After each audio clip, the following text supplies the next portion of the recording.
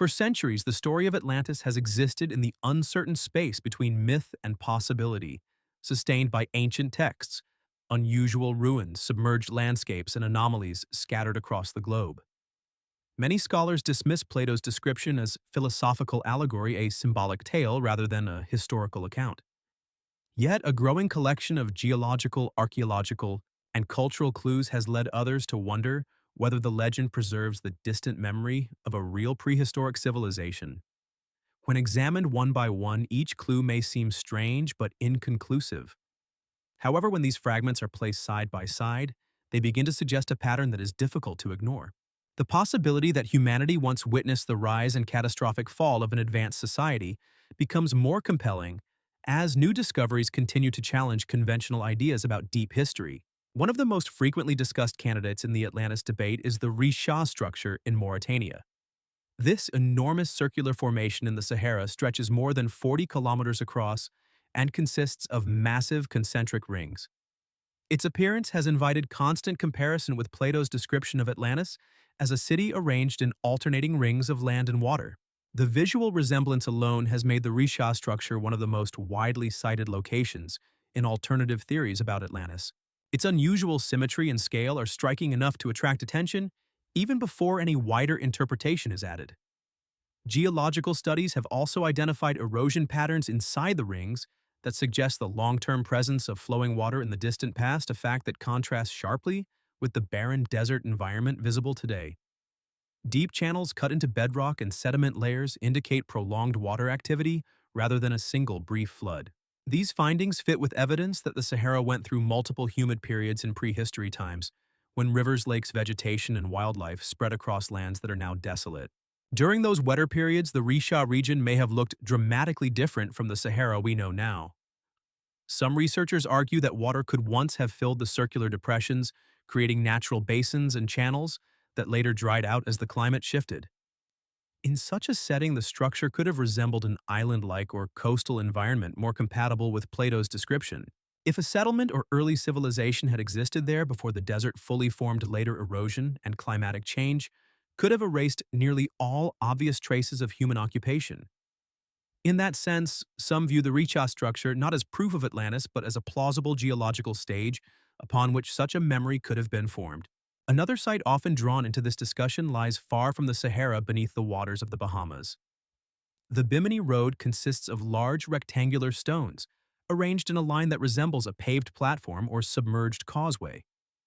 Mainstream archaeology generally regards the formation as natural beach rock, but the symmetry of the blocks, their alignment, and the way some seem to fit together have kept the debate alive for decades.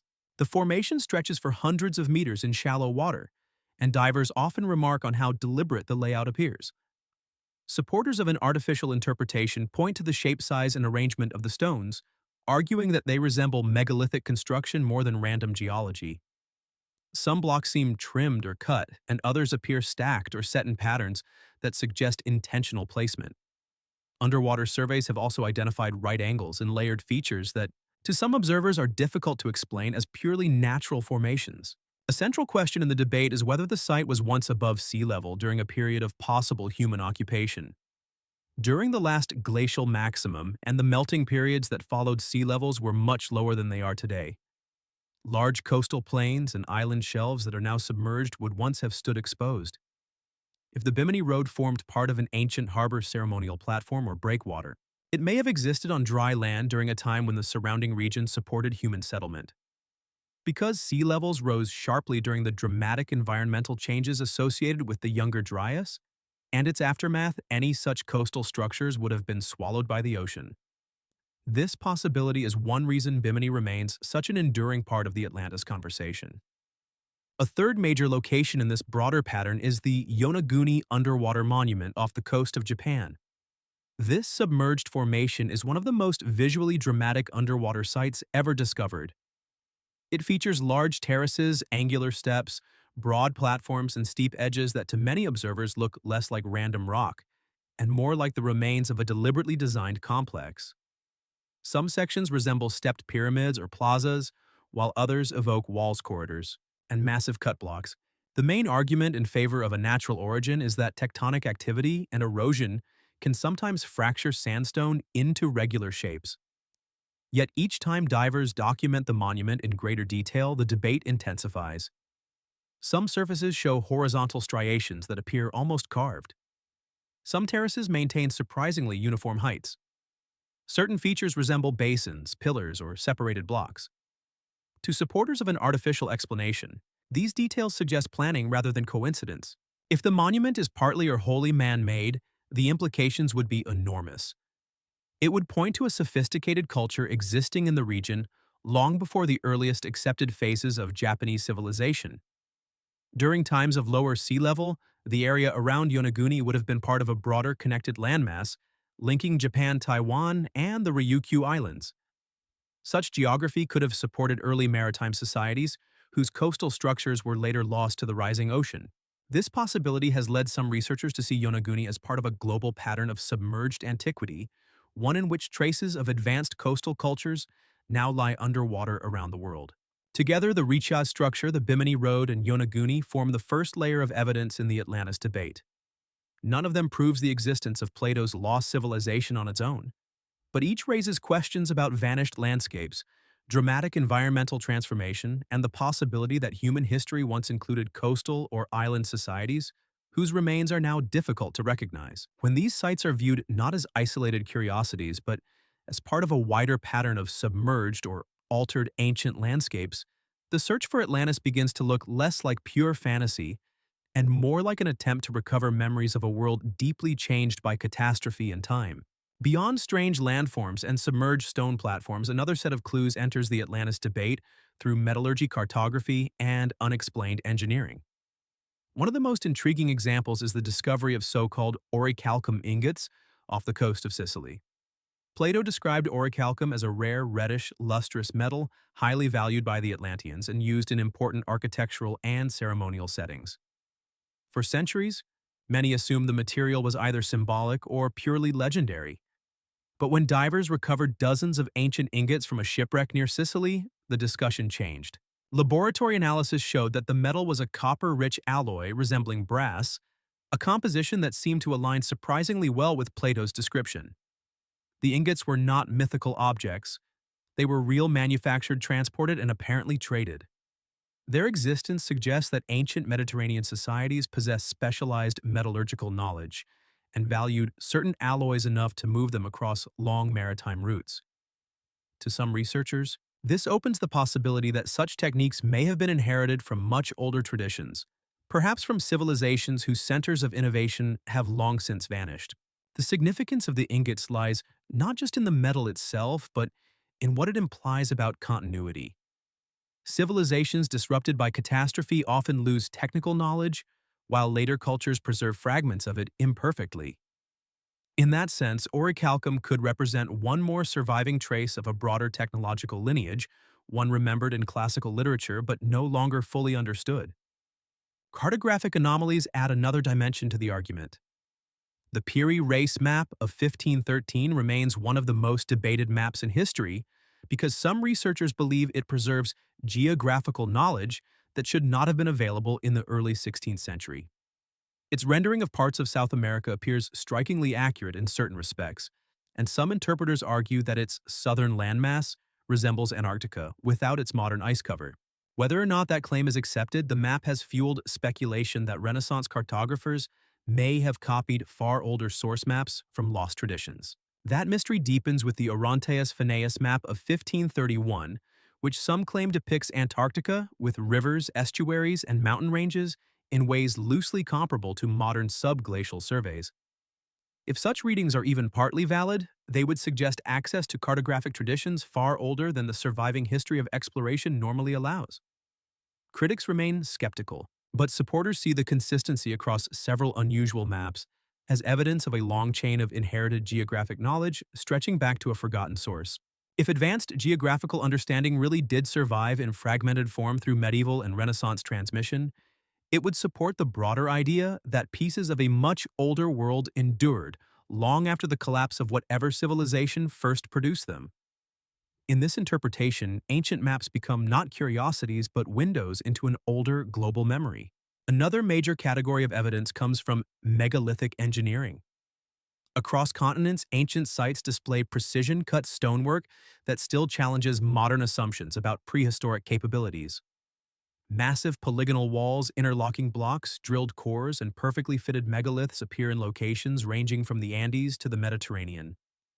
In many of these sites, stones weighing dozens or even hundreds of tons were shaped and assembled with extraordinary accuracy. Some joints are so tight that a blade cannot slip between them. Certain blocks show striations, cut marks, and recessed features that some researchers compare to machining.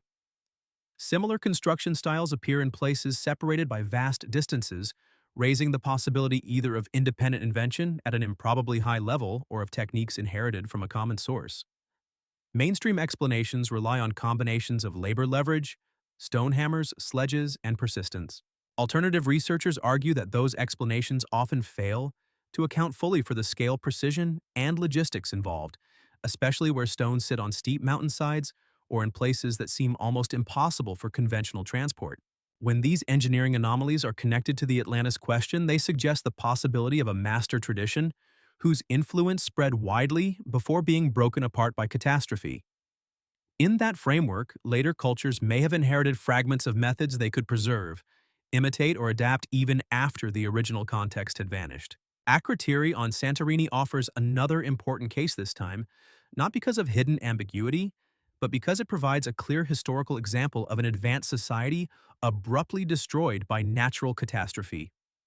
Buried beneath volcanic ash, Akrotiri preserves streets, multi-story buildings, drainage systems, frescoes, pottery, and traces of a sophisticated Bronze Age urban culture.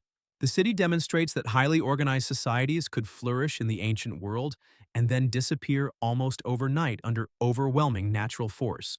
The eruption that destroyed Akrotiri was one of the most powerful volcanic events in human history. It shattered the island, transformed the surrounding landscape, and buried the city so completely that it remained lost for millennia. For many researchers, Akrotiri matters because it shows how easily an advanced culture can be frozen in time by disaster.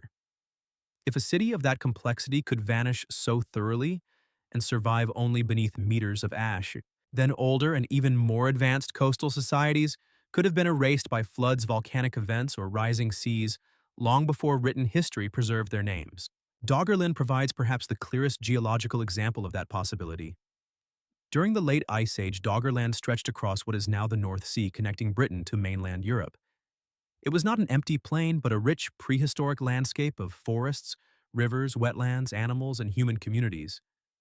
Tools, bones, and evidence of settlement have been recovered from fishing trawlers and seabed surveys proving that a populated world once existed where there is now only water.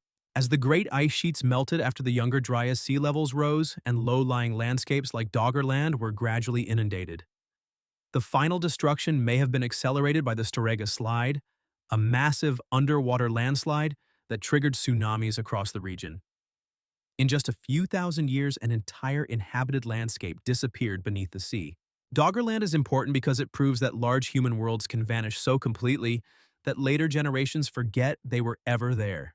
This matters enormously for Atlantis. Plato described an island civilization overwhelmed by the sea. Doggerland shows that such a process is not mythical in principle.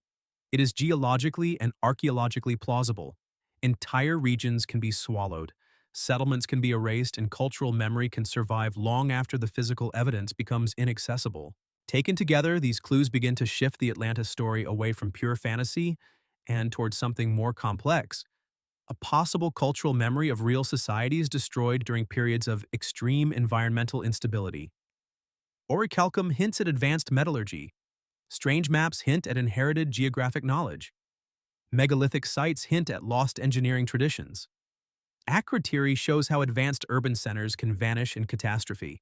Doggerland proves that whole inhabited landscapes can disappear beneath rising seas. None of this proves Atlantis in a literal simple sense, but it makes the central idea far more difficult to dismiss.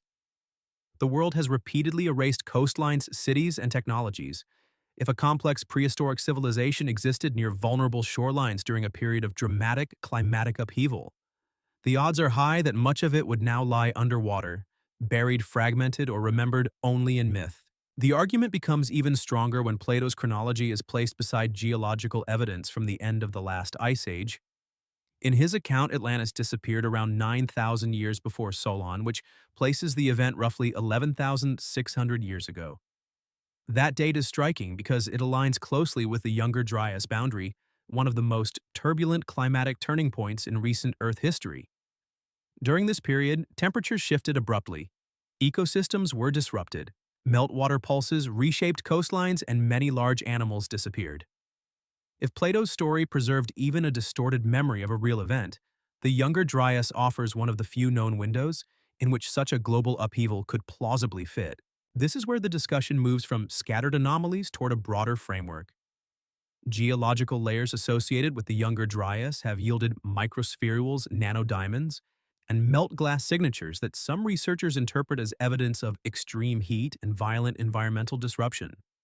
Within the Younger Dryas impact hypothesis, these materials are taken as support for a cometary impact or a series of atmospheric airbursts that triggered fires, darkness cooling, and widespread ecological collapse.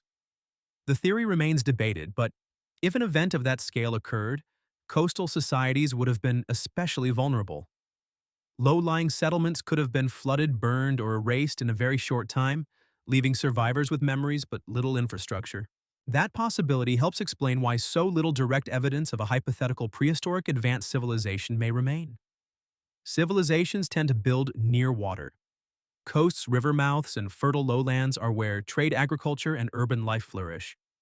But those are also the exact places most vulnerable to sea level rise, storm surges, tsunamis, and post-glacial flooding. If an advanced society had emerged along late Ice Age shorelines, much of its physical record could now lie beneath modern seas or under thick layers of sediment. In that context, Atlantis stops looking like an impossible fantasy and starts looking like a symbolic compression of many real processes: rising oceans, drowned coastlines, shattered trade networks, and the memory of societies lost to sudden catastrophe. Plato may not have transmitted a journalist's report, but he may have preserved a cultural memory of a genuine world-changing event. Göbekli Tepe strengthens that possibility by challenging older ideas about when complexity first emerged.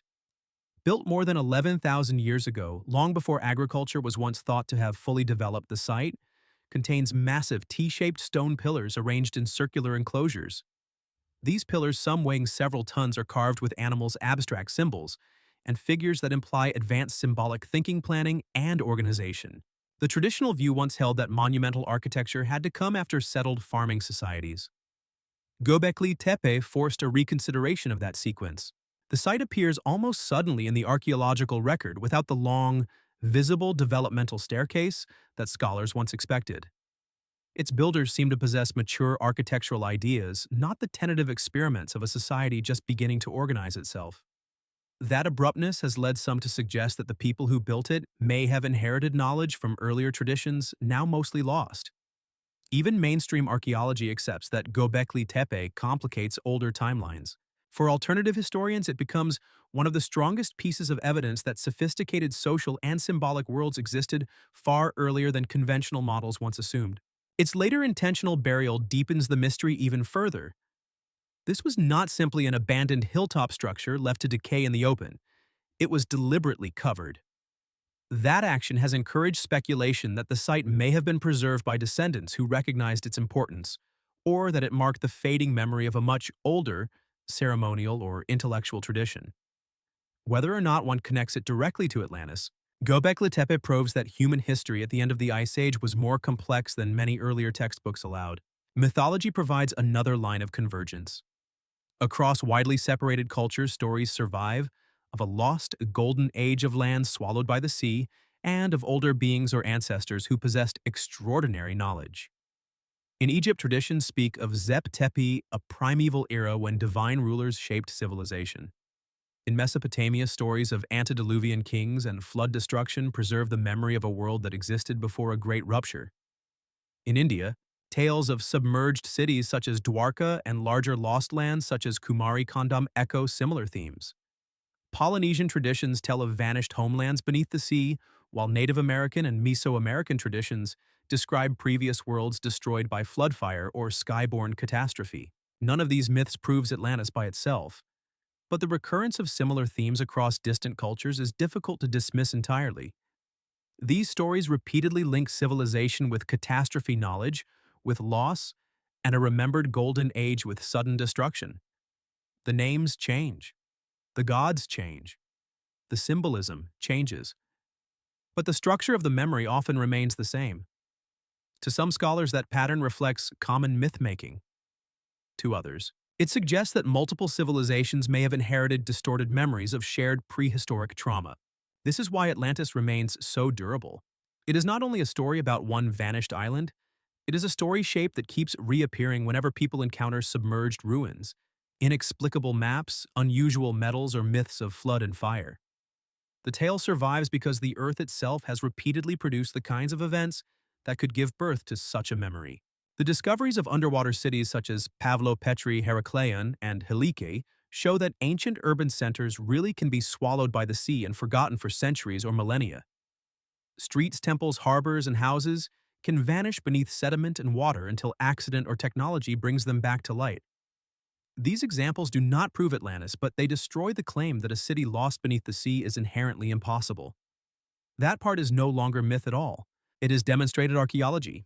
When all of these pieces are viewed together, a more coherent picture begins to form. The Risha structure suggests a dramatic geological stage once shaped by water. Bimini and Yonaguni raise the question of submerged architecture. Orichalcum points toward advanced metallurgy remembered in classical tradition. Strange maps hint at inherited geographic knowledge. Megalithic construction suggests lost or poorly understood engineering capabilities. Akrotiri demonstrates how advanced societies can be obliterated by catastrophe. Doggerland proves that inhabited landscapes can disappear beneath rising seas. The Younger Dryas provides a possible period of extreme global upheaval. Göbekli Tepe proves that complex monument-building cultures existed earlier than once believed. And global myth preserves recurring memories of destruction, drowning, and lost knowledge. None of these clues taken alone is enough to settle the question. But together they do something more interesting. They make the idea of a forgotten prehistoric civilization far less absurd than it once seemed. Atlantis in this sense may not need to be understood as a single, literal empire exactly as Plato described it. It may instead represent a remembered fragment of a larger truth that advanced human cultures could have flourished in vulnerable places, been shattered by climatic or geological catastrophe, and left behind only scattered traces, myths, and anomalies. If that is true, then Atlantis is not simply a fantasy. It is a name attached to humanity's broken memory of worlds that were real enough to vanish. That possibility is what keeps the search alive. Not because one ringed city has already been conclusively found, but because the evidence increasingly suggests that deep prehistory was more sophisticated, more unstable, and more dramatic than we once imagined. Lost coastlines drowned, plains, vanished ports, buried ceremonial centers, and persistent myths all point in the same direction. Human history may not begin where our surviving written records begin. It may begin earlier, in chapters shattered by floodfire and time. And that is what makes Atlantis so compelling even now. It is not only about a missing place. It is about the growing realization that entire chapters of civilization may have existed beyond the reach of conventional history, leaving us only fragments to follow. A ring in the desert. Stones beneath the sea. A map that knows too much. A metal named in legend. A city erased in a single disaster. A sacred site older than expected. A myth repeated across oceans. Each fragment is incomplete. Together, they suggest that the lost civilization humanity keeps imagining may not be imaginary at all. It may be the shadow of a real prehistoric world, one erased so thoroughly that only echoes remain.